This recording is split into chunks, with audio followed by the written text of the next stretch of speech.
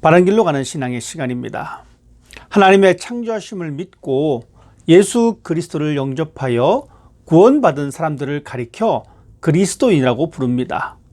맨 처음 그리스도인이라고 하는 명칭은 사도행전 11장 안디옥이라고 하는 지역에서 사람들에 의해서 이런 이름을 얻게 되었습니다. 그리스도에 속한 사람이라는 뜻입니다. 그리스도의 추종자들을 가리키는 말입니다. 안디옥에 거하는 제자들이었습니다. 그들은 구원받은 사람들이며 주님의 도를 쫓는 사람들이며 성도라고 불립니다.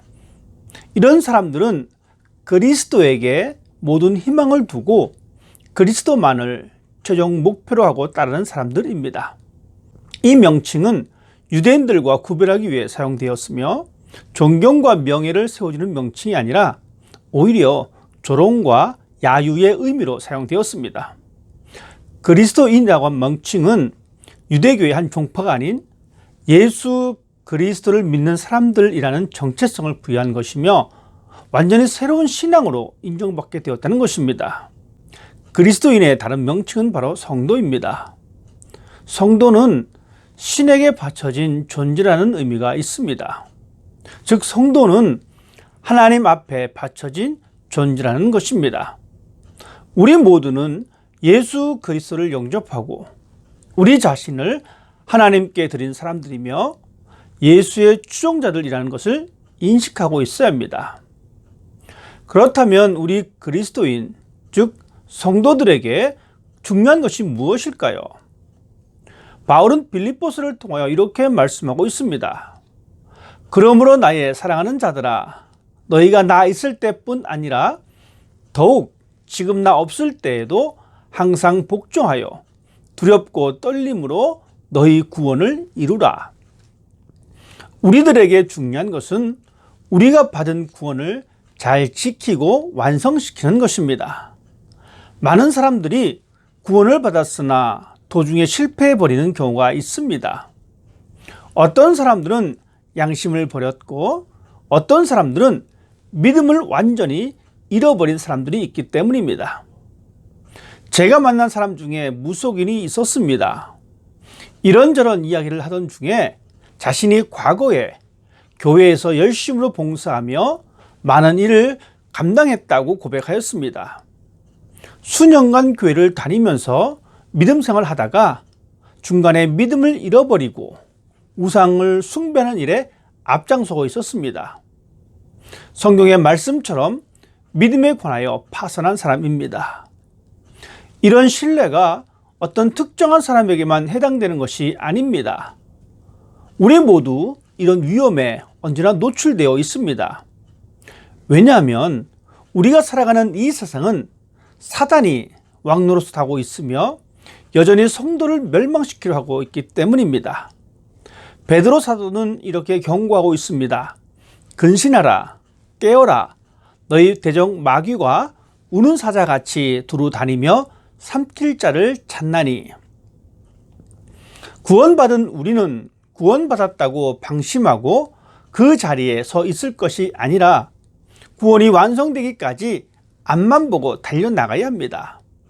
그렇게 하기 위해서 이제 구원받은 성도들은 신앙의 성장을 위해서 노력해야 합니다. 어린아이가 태어나면 성장하듯이 구원받은 나의 신앙이 사라지지 않기 위해서는 신앙의 성장이 있어야 합니다. 바람에 흔들리며 뿌리가 뽑히지 않는 뿌리 깊은 나무 같은 사람이 되어야 합니다. 우리의 신앙의 성장을 위해서는 주님을 따라가야 합니다. 예수를 영접하고 믿기로 작정했다면 한순간의 감정의 고백이나 체험이 아닙니다. 이제는 삶의 방향을 바꿔야 합니다. 과거에는 기분에 따라서 행동했다면 이제는 나의 감정을 뛰어넘어 주님의 방향에 맞추어야 합니다. 그리고 주님을 따라가기 위한 시간을 만들어야 합니다. 우리가 예수를 따라가는 시간을 만들지 않으면 우리의 믿음은 사라지고 말 것입니다. 내 욕구와 내 목적의 방향보다는 주님이 가는 방향, 주님이 보시는 시선으로 우리도 따라가야 합니다. 또한 신앙의 성장을 위해서는 말씀을 사모해야 합니다. 갓난 아이처럼 순수한 말씀의 젖을 사모해야 합니다. 왜냐하면 그 말씀으로 인해 구원에 이르기 때문입니다. 우리가 소유하는 믿음은 들음에서 나며 들음은 그리스도의 말씀으로 말미암기 때문입니다. 우리가 들어야 할 것은 그리스도의 말씀입니다. 이미 선포된 말씀인 성경을 통하여 우리는 성장할 수가 있습니다. 이것이 가장 중요한 포인트입니다. 하나님의 자기 계시인 성경을 사모해야 합니다. 매일 조금씩 성경을 읽어서 하나님이 전하는 메시지를 들어야 합니다. 이런 과정이 없이는 건강하게 성장할 수가 없습니다.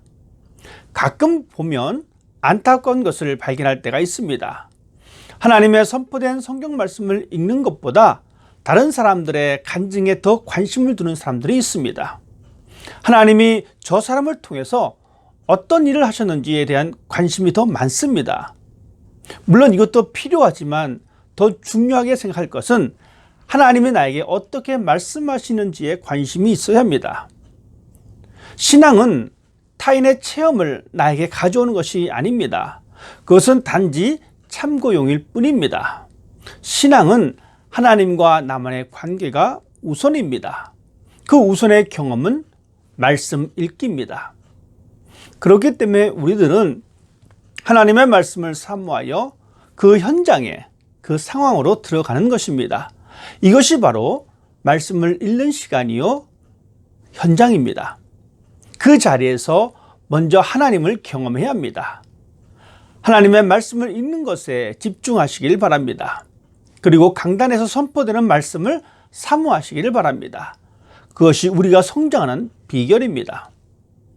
신앙의 성장을 위해서 또 필요한 것은 기도의 시간을 갖는 것입니다. 항상 기도하라는 권면을 통하여 우리는 하나님 앞에 기도하는 모습이 필요합니다.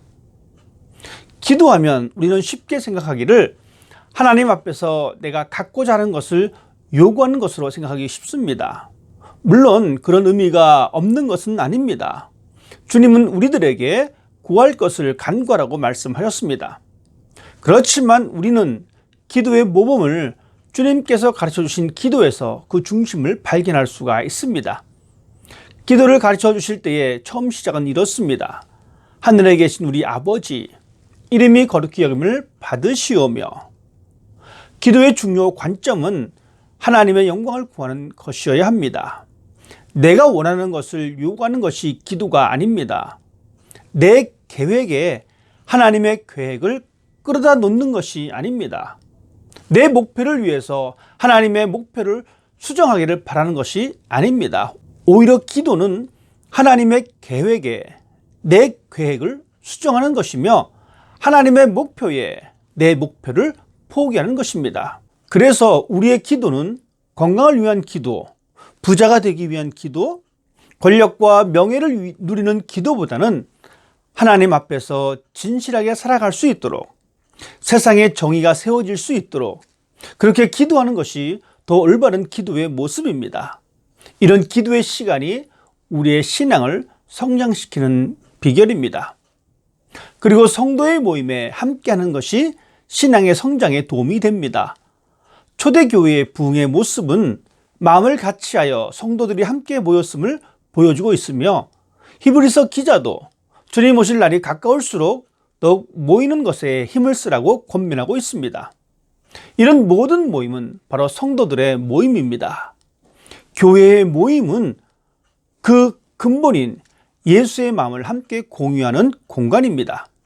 성도라는 신분에 합당한 모임을 통하여 서로 격려하며 위로가 있는 모임이며 함께 기도하며 믿음을 세워지는 모임입니다. 이런 모임을 소중하게 생각하고 주도적으로 만들어갈 수 있는 사람이 되기를 바랍니다. 이런 모임을 통하여 신앙은 성장합니다. 또한 내가 영접한 주님과 그의 말씀을 전할 때 우리는 성장할 수가 있습니다. 입으로 나 자신이 그리스도임을 고백하는 것입니다. 그리고 내가 만난 예수님을 증거하는 것입니다. 입으로 고백한 신앙이 나를 지키는 방패가 됩니다. 그것이 세상에서 죄의 유혹을 거절할 수 있는 능력이 되는 것입니다. 내가 그리스도인이라고 하는 사실을 숨기려는 사람들이 있습니다.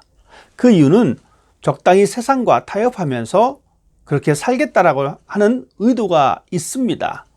자신을 성도라고 밝히면 자신의 행동에 제한을 받기 때문입니다. 그렇지만 자신을 성도라고 밝히는 것이 죄에서 더 멀어지는 것이며 내 고백에 따른 책임을 져야 하기 때문에 궁극적으로는 신앙의 성장을 경험할 수 있게 될 것입니다. 우리가 깨닫고 받은 말씀을 행동으로 옮길 때 우리의 신앙은 성장합니다.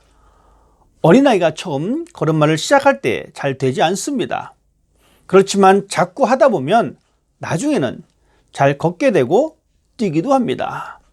이와 마찬가지로 우리의 신앙도 처음에는 말씀을 듣고 실천한다는 것이 어색하고 이상하기도 하고 좋은 결과를 얻지 못하는 경우도 있습니다. 그동안 살아왔던 내 방식과 내 습관과 잘 맞지 않기 때문입니다. 그러나 이 모든 과정은 아주 자연스러운 현상입니다. 그것이 바로 성장의 올바른 모습이며 복된 길입니다. 비록 실수가 있어도 괜찮습니다. 하나님은 우리를 가장 잘 알고 계십니다. 우리가 어설프다고 책망하지 않으시고 오히려 힘을 주십니다. 안 된다고 낙심하지 말고 또 일어서서 걷는 훈련, 뛰는 훈련을 계속하기를 바랍니다. 결국에는 우리는 걸을 것이며 어떤 상황에서도 이겨낼 수 있는 강한 그리스도인으로 성장할 것입니다. 물론 세상의 모든 일에는 장애물이 있습니다. 신앙도 예외는 아닙니다. 이런 장애물들에 많은 사람들이 넘어지고 신앙을 포기하기도 합니다. 그렇지만 우리는 이런 장애물들을 잘 파악하고 그런 장애물들이 나타날 때마다 잘 극복할 수 있는 사람이 되어야 합니다. 신앙생활을 하다 보면 사람 때문에 오는 장애물이 있습니다. 또는 자신의 욕심 때문에 오는 장애물도 있습니다. 성경은 이런 장애물들을 극복할 수 있는 것은 기도라고 말하고 있습니다. 예수 그리스도를 바라보는 것이라고 말하고 있습니다. 인내하는 것이라고 말하고 있습니다. 신앙의 성장을 원하십니까? 성장하기 위해서 내가 해야 할 것이 무엇인지 진지하게 실천해 보기를 바랍니다. 그리고 내 앞에 장애물이 있습니까? 그것을 제거하기 위해 오늘도 최선을 다하기를 바랍니다. 그러면 우리는 그리스도의 장성한 분량까지 성장할 수가 있습니다.